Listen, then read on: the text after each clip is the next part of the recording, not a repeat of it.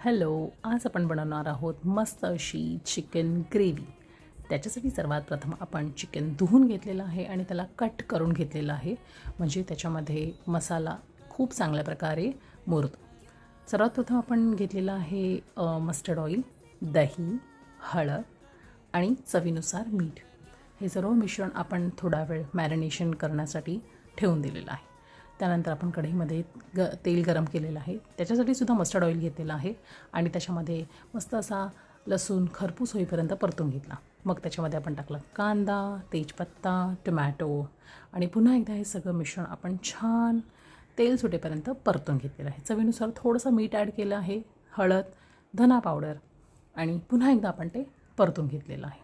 आता आपण त्याच्यामध्ये ॲड करणार आहोत घरगुती मसाला, जो तुमच्याकडे अवेलेबल असेल तो. पुन्हा एकदा हे मिश्रण परतून घ्या, तेल सुटेपर्यंत छानसं मंद आचेवर, मोठ्या आचेवर, दोन्ही आचेवरती करून घ्या. आणि मग त्याच्यामध्ये आपण ॲड केलेली आहे कसुरी मेथी, एव्हरेस्टचा चिकन मसाला. हे मिश्रण चांगलं परतून घेतल्यावरती आपण त्याच्यामध्ये ॲड करणार आहोत मॅरिनेशन केलेलं चिकन.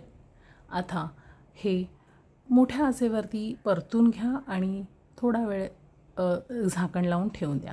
त्याच्यानंतर आपण त्याच्यामध्ये ॲड केलेलं आहे गरम पाणी आणि थोड्या वेळातच आपली ही चिकन ग्रेव्ही रेडी आहे.